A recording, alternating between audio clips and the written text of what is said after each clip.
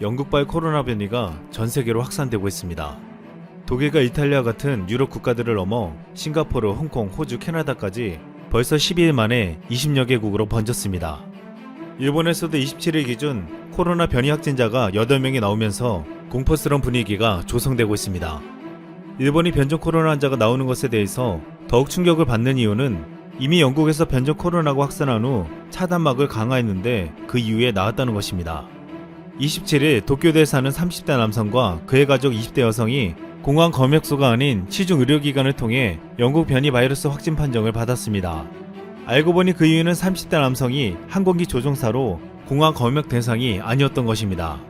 문제는 일본은 이 남성이 지난 16일 영국에서 귀국하여 코로나 검사 없이 시내로 들어왔고 열흘 동안 가족을 비롯해 지역사회를 감염시켰을 가능성이 크다는 것입니다.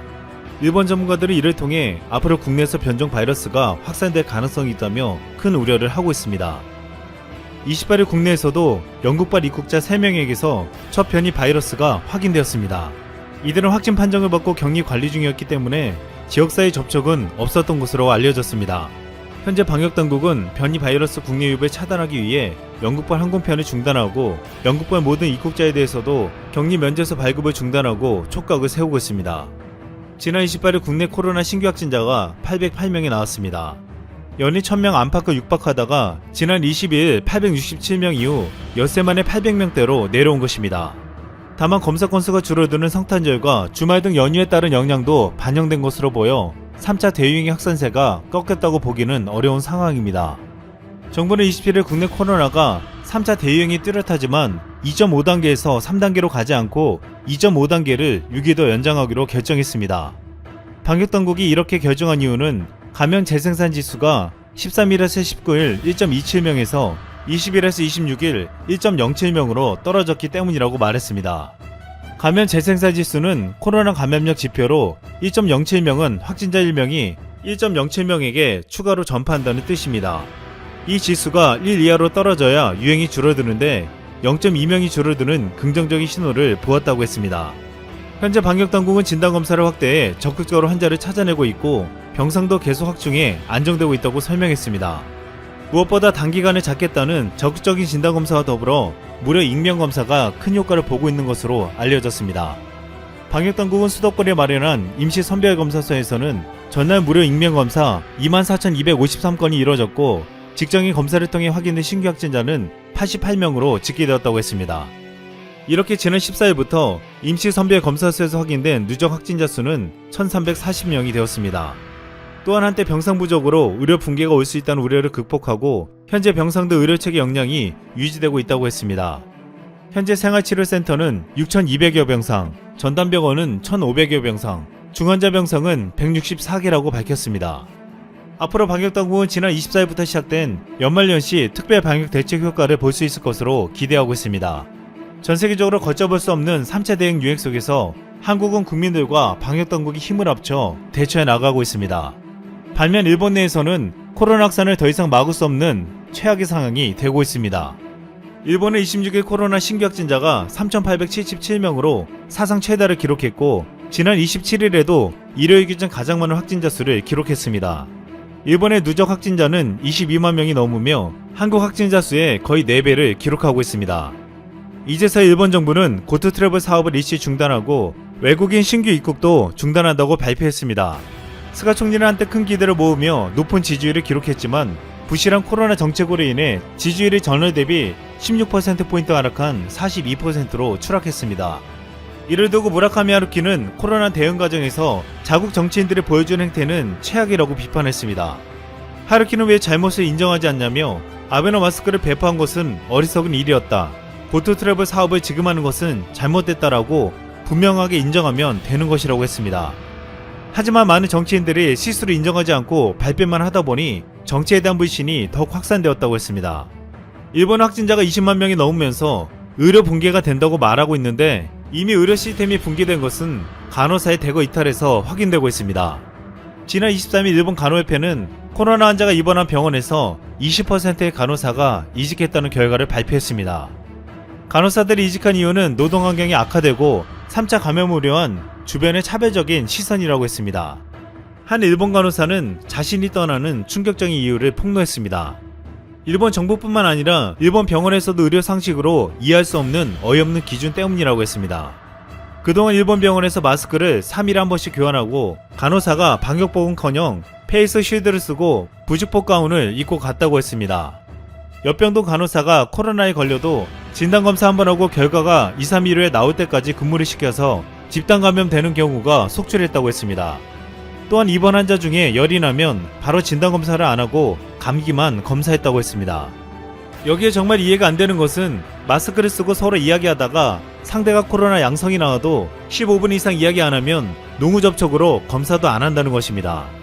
이런 상황에서 홋카이도 병원에서 200명이 집단 감염되고 다른 대형 병원에서도 집단 감염이 속출하고 있는데 생각보다 집단 감염이 더 안 나와서 신기할 정도라고 했습니다. 그런데 당장 간호사를 관두고 싶어도 3개월 전에 말해야 하는 룰이 있어서 12월에 유급 휴가를 쓰고 보너스를 받아 1월 말에 퇴사하겠다고 했습니다. 실제로 후쿠이 도시코 간호협회장은 연말에 그만두고 싶다는 간호사들이 적지 않다며 공개적으로 이직자가 급증할 가능성을 경고하며 우려했습니다. 반면 한국은 같은 위기 속에서 다른 모습을 보여주고 있습니다. 최근 한국에서 가장 먼저 도입되는 아스트라제네카가 영국에서 승인이 임박해지고 있습니다. 아스트라제네카의 최고 경영자는 자사 백신이 영국에서 발생한 변이 바이러스에도 효과적이라고 자신했는데 여기에 최근 백신의 성공 공식을 알아냈다고 말하며 심각한 중증까지 100% 예방할 수 있다고 말했습니다. 우리 정부는 이 백신을 내년 2월 의료진과 고령자에게 접종을 시작하여 집단 면역 형성 시점은 외국과 비슷하거나 오히려 빠르게 할 것이라고 말했습니다. 또한 세티론 항체 치료제도 변이에 작용한다는 결과가 나와서 희망찬 기대를 하게 만들고 있습니다. 세티론은 내일 코로나 항체 치료제 허가를 신청하고 내달 시판할 예정으로 알려져 있습니다. 세티론 치료제는 감염된 환자의 바이러스를 중화하는 효과를 낼 뿐만 아니라 건강한 사람에게 투여했을 때 항체의 반감기인 2, 3주 정도 외부에서 들어오는 바이러스를 막아내 치료제와 동시에 백신의 역할까지 할 것으로 기대되고 있습니다. 우리 국민들은 그동안 성탄절과 연말의 추위에도 스스로 인명검사를 받고 사회적 거리두기를 지키며 방역당국과 의료진 그리고 국민들이 단계된 힘을 보여주었습니다. 그리고 그 모습은 이번 성탄절 박예병원에서 극명하게 드러났습니다. 얼마 전 박예병원이 코로나 전담 병원으로 전병상을 내놓자 전국에서 의료진들이 달려왔습니다. 광주의 한 병원에서 근무하던 신경외과 전문의 곽형준 씨는 이번 성탄절 아침을 박예병원에서 뜬 눈으로 맞이했다고 했습니다. 그는 전날 오후 11시경부터 약 8시간 동안 코로나 위중증 환자를 진료했다고 했습니다. 곽 씨는 코로나 환자를 진료할 파견의사를 모집한다는 공고를 보고 근무 중인 병원에 한 달간 무급휴직을 내고 왔는데 벌써부터 휴직기간 연장을 생각하고 있다고 했습니다. 곽 씨는 떠날 때 아내와 아이들은 말리지 않았는데 노모께서 걱정을 많이 하셨다고 했습니다. 이에 그는 어머니께 이렇게 말했습니다. 이번에 안 가면 평생 후회할 것 같습니다. 이상 쓸멍이었습니다.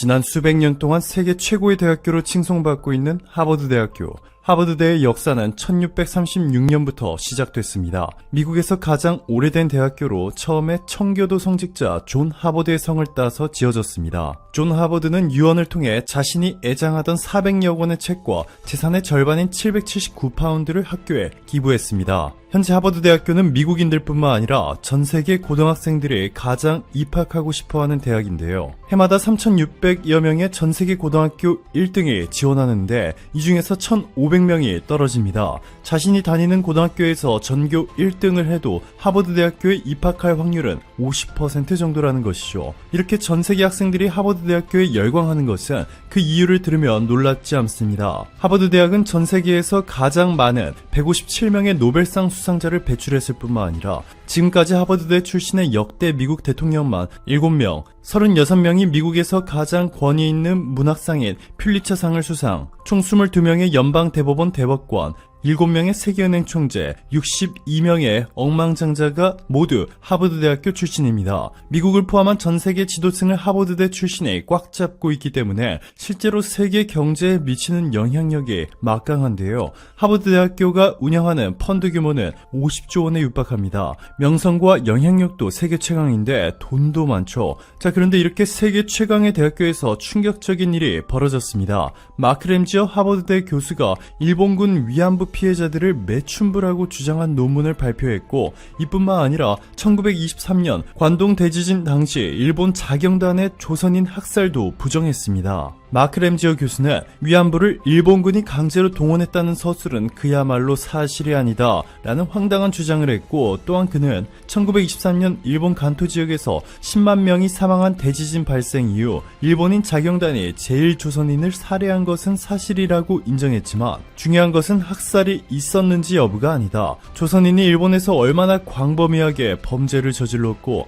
실제로 자경단이 처단한 조선인이 얼마나 되느냐는 것이다 강조했습니다. 즉 당시 조선인이 일본에서 수많은 범죄를 저질렀기 때문에 일본 자경단의 표적이 됐고 실제 사망 숫자도 부풀려졌다고 말하고 있습니다. 게다가 그는 일왕 암살사건 주모자로 날조된 박열을 거론하면서 일부 역사학자들의 반론은 있지만 명백한 암살 시도였다 라며 극우 세력의 시각을 그대로 대변해 주었습니다. 여기서 더 충격적인 것은 램지어 교수 논란 사태에 대해 하버드대학교의 로렌스 바카우 하버드대 총장의 반응이었습니다. 로렌스 바카우 총장은 램지어 교수의 주장은 학문의 자유에 포함되기 때문에 전혀 문제가 없다 라며 그를 옹호했습니다. 이들의 발표 내용은 세계 최고 대학교에서 나왔다고는 믿을 수 없는 수준의 왜곡된 주장인데요. 이들이 도대체 왜 이렇게 말도 안 되는 말을 하고 있는지에 대해 호사카 유지 교수와 이영채 일본 게이센 여학원대 교수가 TBS 김어준의 뉴스공장에서 밝힌 이유는 더더욱 충격적이었습니다.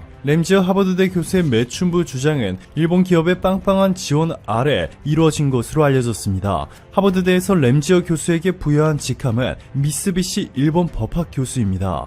일본 제국주의를 나타내는 대표적인 전범기업 미쓰비시와 램지어 교수의 끈끈한 관계를 한 번에 알 수 있는데요. 한국으로 치면 석좌 교수에 해당하는 것이죠. 석좌 교수 자리는 기업이나 특정 단체의 지원을 받은 대학교가 교수직을 만들어준 것입니다. 즉 램지어 교수가 하버드 대학교에서 교수로 활동하고는 있지만 실제로는 일본의 미쓰비시가 그의 월급과 연구비를 지원했다고 보면 되는 것이죠. 램지어 교수는 1998년부터 무려 23년째 하버드대에서 미쓰비시 교수로 활동하고 있습니다. 호사카 유지 교수는 초기에 미쓰비시가 하버드 대학교에서 10억 원을 지원한 것으로 알려졌는데 이를 통해 램지어가 교수 자리를 얻었고 그 이후 대략 200억 원 넘게 지원한 것 같다. 하버드대 총장은 원론적인 이야기를 할 수밖에 없다. 만약 안 된다고 하면 오히려 수익이 나라가 큰일이 난다. 하버드대가 램지어 교수에게 간 미쓰비시의 지원금의 10에서 20% 정도를 가져간다. 이 돈으로 학교 내 여러 연구 사업에 쓸 수 있기 때문이다 전했고, 이영채 게이센 여학원대 교수는 밝히면 밝힐수록 일본 기업의 명문대 기부는 더 많이 나올 것이다 라며 재팬스쿨이라 비판했습니다. 이 소식을 들은 미국 거주 한국인들은 크게 들고 일어났습니다. 뉴욕 한인 학부모 협회는 한국인 위안부 피해자들을 자발적으로 매춘부로 규정한 마크 램지어 하버드대 로스쿨 교수의 즉각적인 사임을 공식 요구했습니다. 하버드대 총장에게 최윤희 뉴욕 한인 학부모 협회 회장은 서한을 통해 램지어 교수의 논문은 시민교육이라는 하버드대의 임무를 명백히 위반했다. 세계적인 저명 대학의 교수로서 자신의 연구에 대해 균형 잡힌 시각을 갖지 못했다. 그 어떠한 교수도 인권 위에 있지 않다. 하버드대의 램지어를 교수진에서 즉각 물러나게 해줄 것을 요구한다 전했고, 매사추세츠 주 한인회도 성명을 통해 어처구니 없는 램지어의 망발에 견딜 수 없는 모욕과 수치감을 감출 길이 없다. 그를 교수의 자리에서 끌어내려야 한다 전했습니다. 자, 그런데 여기서 놀라운 일이 벌어지고 있습니다. 램지어 교수가 발표한 논문에 대한 반대 운동은 한국인들 사이에서만 일어나는 것이 아닙니다. 하버드대학교 동료 교수들조차 램지어를 공개적으로 비판하자 램지어 교수와 그를 후원한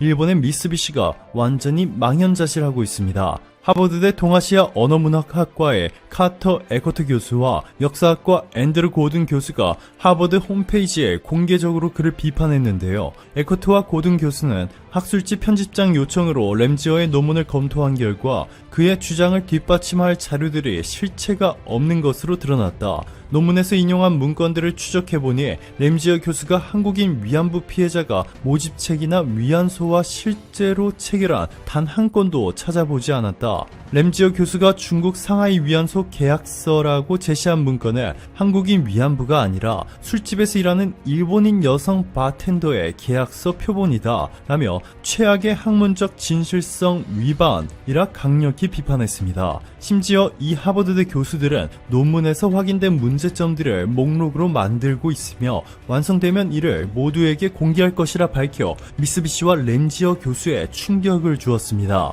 이는 하버드 대학교만의 문제가 아닙니다. 일본이 매년 미국의 로비 자금으로 쏟아붓고 있는 규모는 200억 원이 넘습니다. 한국 대사관의 대미 로비 금액의 2배에 육박하고 있죠. 미국에는 로비 활동이 지극히 합법입니다. 전 세계 수많은 나라들이 미국 의회나 행정부에 막대한 후원금을 제공하고 자신들의 국가에 유리한 법안이 나올 수 있도록 로비 활동을 펼치고 있습니다. 즉 지금까지 미국이 일본 제품에 낮은 관세를 부과하고 역대 미국 대통령들이 일본과의 동맹을 반복적으로 강조한 것은 일본이 대단한 나라라서가 아니라 일본의 로비 때문이었던 것이죠. 하지만 한국의 국가 경쟁력이 최근 수년간 급격하게 상승하면서 일본의 로비로도 더 이상 커버할 수 없는 수준으로 향하고 있습니다. 그동안은 일본이 로비를 통해 한국보다 더 유리한 조건으로 미국에 일본산 제품을 수출했지만 미국의 로버트 라이트하이저 미국 무역대표부 대표의 극찬을 받은 한국의 유명희 본부장이